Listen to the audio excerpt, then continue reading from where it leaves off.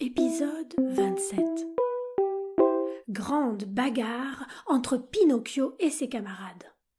L'un d'eux est blessé et Pinocchio est arrêté par les gendarmes. « Mais moi, je suis innocent !» Dès qu'il arriva à la plage, Pinocchio observa la mer d'un bout à l'autre de l'horizon. Mais il ne vit aucun requin. La mer était lisse comme un grand miroir. « Il est où, le requin ?» demanda Pinocchio en se tournant vers ses camarades. « Il a dû aller prendre son petit déjeuner, » répondit l'un en riant. « Ou bien il a dû se remettre au lit pour faire un petit somme, » répondit un autre en riant encore plus fort. À ces réponses désinvoltes et à ces ricanements, Pinocchio comprit que ses camarades lui avaient fait une mauvaise blague, qui lui avait fait croire un mensonge. Vexé, il leur dit d'une voix indignée: « Et maintenant, vous allez la mettre à quelle sauce, votre petite histoire de requin ?»« De la sauce, il y en a, c'est sûr !» répondirent en chœur les garnements. « Quoi ? On voulait te faire manquer l'école et te faire venir avec nous. Tu n'as pas honte d'être tous les jours aussi appliqué, tous les jours à l'heure. Tu n'as pas honte d'étudier comme tu le fais. Et si j'étudie, qu'est-ce que ça peut vous faire? Ça nous fait qu'on passe pour de mauvais élèves aux yeux du professeur. Ben pourquoi? Parce que les élèves qui étudient font perdre la face à ceux qui, comme nous, n'ont pas envie d'étudier. Et nous ne voulons pas perdre la face. Nous aussi, nous avons notre amour-propre. Et alors, qu'est-ce que je peux faire pour vous? Il faut que l'école t'ennuie, toi aussi. L'école, les devoirs, le professeur, qu'ils soient aussi tes trois grands ennemis. Et si moi, je préfère continuer à étudier? On ne t'adressera plus la parole, et à la première occasion, tu nous le paieras. En vérité, vous me faites bien rire, dit le petit pantin en haussant les épaules. Hé, Pinocchio, cria le plus grand d'entre eux en s'approchant de lui avec un air de défi. Ne viens pas ici faire le fanfaron. Ne viens pas faire ton petit chef, parce que si toi tu n'as pas peur de nous, nous n'avons pas peur de toi. Rappelle-toi que tu es seul et que nous sommes 7. Ah, 7 comme les péchés capitaux. Ironisa Pinocchio avec un grand éclat de rire. Vous avez entendu? Il nous a tous insultés, il nous a appelés péchés capitaux. Pinocchio, demande pardon pour cette offense, sinon gare à toi. Coucou, fit le pantin en pointant son nez de l'index comme un signe de dérision. Pinocchio, ça va mal finir. Coucou, tu vas prendre cher. Coucou, tu vas rentrer avec ton nez cassé. Coucou. Et maintenant, je vais t'en faire des coucous, cria le plus hardi des sacripants. Prends ça et garde-en pour le repas de ce soir. En disant cela, il lui mit un coup de poing en plein visage. Et comme de bien entendu, le pantin répondit aussitôt avec un coup de poing. En un rien de temps, tous les enfants se déchaînèrent et la bagarre devint générale. Pinocchio, bien qu'étant seul contre tous, se défendait comme un véritable héros. Avec ses pieds de bois bien durs, il se débrouillait si bien qu'il parvenait à les tenir à distance. Partout où ses pieds pouvaient arriver, il cognait et il laissait de beaux bleus en souvenir. Alors les enfants, contrariés de ne pas parvenir au corps à corps avec le pantin, eurent l'idée de lui lancer des projectiles. Ils défirent leur paquet de livres et commencèrent à le bombarder à coups de morceaux choisis, de grammaire, de fables, d'arithmétique, d'histoire et bien d'autres livres scolaires. Mais le pantin avait l'œil alerte et le geste vif. Il parvenait à esquiver les volumes à temps. Tous les livres lui passaient au-dessus de la tête et ils allaient finir dans la mer. Imaginez les poissons. Les poissons croyaient que ces livres étaient bons à manger. Alors ils s'agitaient, ils frétillaient à la surface de l'eau, mais après avoir gobé quelques pages ou quelques frontispices, ils les recrachaient aussitôt, tordant la bouche avec une grimace qui semblait dire « Ce n'est pas pour nous, ça, on nous a habitués à mieux ». Pendant ce temps, la bagarre devenait de plus en plus sauvage, au point qu'un gros crabe, qui était sorti de l'eau et qui s'était doucement traîné jusqu'à la plage, cria aux enfants d'une grosse voix de trombone à enrhumer.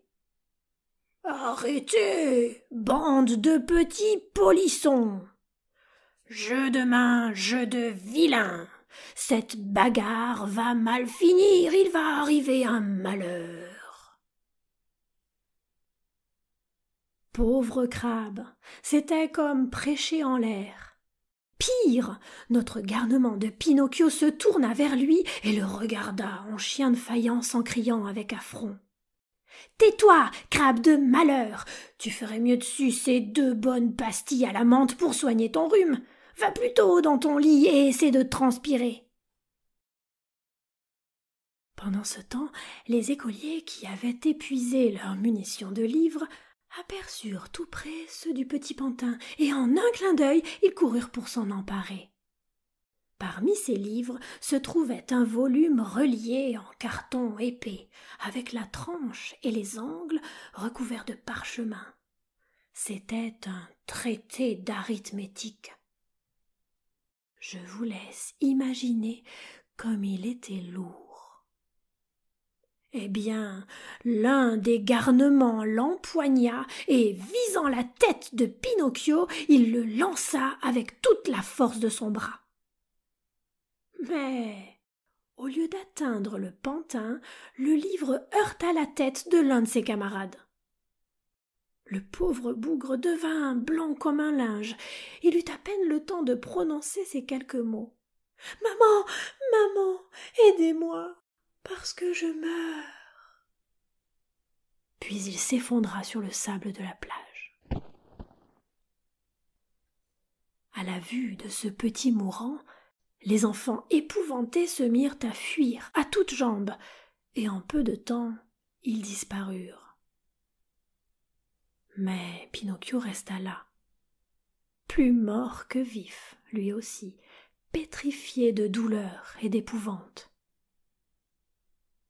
Après un moment, il trouva la force de courir jusqu'à la plage, mouiller son mouchoir dans l'eau de mer pour humecter les tempes de son pauvre camarade d'école. Et il pleurait sans cesse, désespéré. Il l'appelait par son nom en disant « Eugène, mon pauvre Eugène, ouvre les yeux, regarde-moi. Pourquoi ne réponds-tu pas? Ce n'est pas moi, tu sais, qui t'ai fait mal. Crois-moi, ce n'est pas moi. Ouvre les yeux, Eugène. Si tu gardes les yeux fermés, tu vas me faire mourir, moi aussi. Oh, mon Dieu! Comment vais-je faire maintenant pour retourner à la maison? Je ne trouverai pas le courage de me présenter à ma bonne maman. Que vais-je devenir? Où fuir? Où me cacher? Oh, comme c'eût été 1000 fois mieux pour moi d'aller à l'école. Au lieu de ça, j'ai suivi ces camarades de malheur. Le professeur me l'avait dit, et ma maman aussi me l'avait répété sans cesse. Attention, méfie-toi de ces mauvais garçons. Mais moi, je suis une tête de mule. Je laisse dire les uns et les autres et je n'en fais qu'à ma tête. Et voilà. Après, il faut que j'en paie le prix. C'est ainsi depuis que je suis au monde. Je n'ai jamais été bon un seul quart d'heure de ma vie. Oh, mon Dieu, que vais-je devenir? Que vais-je devenir? Et Pinocchio pleurait, braillait, se frappait la tête à coups de poing. Il appelait encore et encore le pauvre Eugène par son nom, quand il entendit approcher derrière lui un bruit sourd de pas sur le sable. Il se tourna. 2 gendarmes étaient là. « Que fais-tu donc là, allongé par terre ?» demandèrent-ils à Pinocchio. « Je m'occupe de mon camarade de classe. »« Il s'est senti mal ?»« On dirait oui. »« Tu parles !» s'écria l'un des gendarmes en se penchant pour mieux observer Eugène. « Ce garçon a été blessé à la tempe. Qui l'a blessé ?»« Ce n'est pas moi !» bégaya le petit pantin qui avait le souffle coupé.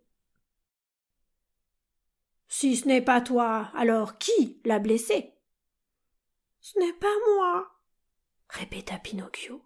« Et avec quoi a-t-il été blessé ?»« Avec ce livre. » Et le petit pantin ramassa son traité d'arithmétique, relié en carton et parchemin, pour le présenter aux gendarmes. « Et ce livre, il est à qui ?»« À moi. »« Allez, ça suffit, pas besoin d'autres preuves. Debout, tu vas nous suivre. »« Mais moi... »« Tu vas nous suivre. »« Mais moi, je suis innocent. »« Tu vas nous suivre. » Avant de partir, les gendarmes appelèrent les pêcheurs qui passaient justement par là avec leurs barques pour aller à l'eau, et ils leur dirent « Nous vous confions cet enfant là-bas, il est blessé à la tête. Portez-le chez vous et prenez soin de lui. Demain, nous reviendrons le voir. » Puis, se tournant vers Pinocchio, ils le placèrent entre eux deux et lui intimèrent avec une voix militaire. « En avant, marche ! Et marche vite, sinon gare à toi !» Il ne se le fit pas répéter, le petit pantin. Il marcha, oui, il avança au rythme des gendarmes sur le chemin qui allait jusqu'au village. Mais le pauvre diable ne savait plus où il en était, ni dans quel monde il avait fini. Il lui semblait rêver. Et quel mauvais rêve c'était! Il était en dehors de lui-même. Ses yeux voyaient tout en double, ses jambes tremblaient, sa langue restait collée à son palais et il ne pouvait plus prononcer la moindre parole. Pourtant, dans cet état d'ahurissement et de torpeur, il y avait comme une aiguille qui lui transperçait le cœur quand il pensait qu'il allait devoir passer sous les fenêtres de sa bonne fée, comme ça, au milieu des gendarmes. Oh, il aurait préféré mourir. Ils y étaient presque. Ils allaient entrer dans le village quand un coup de vent emporta le chapeau de Pinocchio à une dizaine de pas. « Auriez-vous la gentillesse, messieurs les gendarmes, demanda le petit pantin, de me laisser aller reprendre mon chapeau. »« Vas-y, mais dépêche-toi !» Le pantin y alla. Il ramassa son chapeau, mais au lieu de le remettre sur sa tête, il le mit dans sa bouche et se mit à détaler vers la mer. Il allait si vite, on aurait dit une flèche. Les gendarmes, estimant qu'il était impossible de le rattraper, lancèrent à ses trousses un gros chien qui avait gagné le premier prix à toutes les courses de chiens. Pinocchio courait, le chien courait, mais plus vite que lui. Les gens se mettaient à la fenêtre ou s'attroupaient au milieu de la rue, curieux de savoir comment allait finir cette course endiablée. Mais ils ne purent satisfaire leur curiosité, parce que le chien et Pinocchio soulevèrent tant de poussière qu'après quelques minutes, On n'y voyait plus rien.